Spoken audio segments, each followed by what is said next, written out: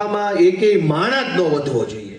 અને એટલે શું કરે કે તમારા ગામનો નાળાનો પ્રશ્ન હોય, આ બ્રિજ બને છે એનો બ્રિજનો પ્રશ્ન ઉઠાવો, આંદોલન ધરણા રેલી કાગળિયા કરો, એટલે ભાજપ છે એ બ્રિજનું સોલ્યુશન ન લાવે, પણ એમ કે આ પ્રશ્ન કોણ ઉઠાવે છે ગોતો એને લઈ લો ભાજપમાં. હું ભાવે આવે છે. તમે એમ કયો કે ટેકાના ભાવે ખરીદી કેન્દ્રની અંદર ખાંડી 1000 રૂપિયાની કટકી માંગે છે, તો ભાજપ વાળા એ કટકી બંધ ન કરાવે, એમ કે અવાજ કોણ ઉઠાવે છે, કોણ છે ગોતો, હું ભાવે આવે છે લઈ લો. તમે એમ કયો કે અહીંયા રોડ ખરાબ છે, આંદોલન રોડ નહીં બનાવે ભાજપ, એમ કે છે કોણ છે રોડ નું આંદોલન, લઈ લો ભાજપમાં. પૈસા જ નથી માંગતો, એક FIR કરાવી દો તો આની ઉપર અને લઈ લો પછી હળું કરી ગોડાઉનમાં નાખો. આવું સાચું બોલું છું ખોટું?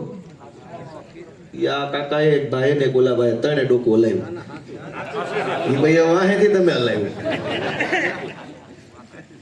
પ્રશ્ન સમાજમાં ગમે બને, ખેડૂતનો પ્રશ્ન, વેપારીનો પ્રશ્ન, રત્ન કલાકારનો પ્રશ્ન, માલધારી ભાઈઓનો પ્રશ્ન હોય, કોઈ પણ પ્રશ્ન બને એનું નિરાકરણ ન લાવે, પણ પ્રશ્ન ઉઠાવવા વાળાને ઉઠાવી લેવાની પોલિસી ભાજપની છે કે જેને પ્રશ્ન ઉઠાવ્યો લઈ લો ભાજપમાં, કા નો માને જેલમાં પૂરી દો. 2 મુદ્દા સિવાય ત્રીજો કોઈ મુદ્દો ભાજપ પાસે નથી. આ વાત સાચી છે કે ખોટી? જે માણસ અવાજ ઉઠાવે એને તોડી નાખો, ફોડી નાખો, જેલમાં પૂરી દો, ભાજપમાં લઈ લો, પૈસા આપી દો.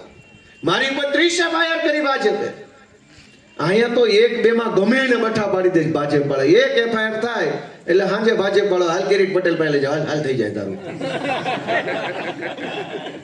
30 FIR છે, કોઈનું એહસાન નથી જોતું મારે. ભાજપ વાળાનું કોઈ એહસાન ન જોઈએ. તમારી કાયદામાં, તમારી પોલીસમાં તાકાત હોય ફાંસી ચડાવી દેજો ગોપાલ ઇટાલિયન. એહસાન ન જોઈએ ભાજપનું. હું વકીલ છું, મારા માવતરે મને ભણાવ્યો, વકીલ બનાવ્યો, હું લડી લઈશ ભાજપ સામે. પણ ધંધા શું છે ભાજપના?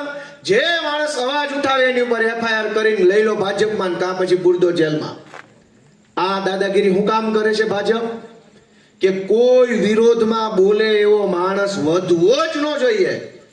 પ્રશ્ન સોલ્વ નથી કરવાનો, પ્રશ્ન ઉઠાવવા વાળાને જ ઉઠાઈ લેવાનો છે, એટલે કોઈ પ્રશ્ન જ ન વધે. પછી આ ગામમાં આવું બોલવા વાળો માણસ ન હોય તો ગામમાં બધું સુખ છે.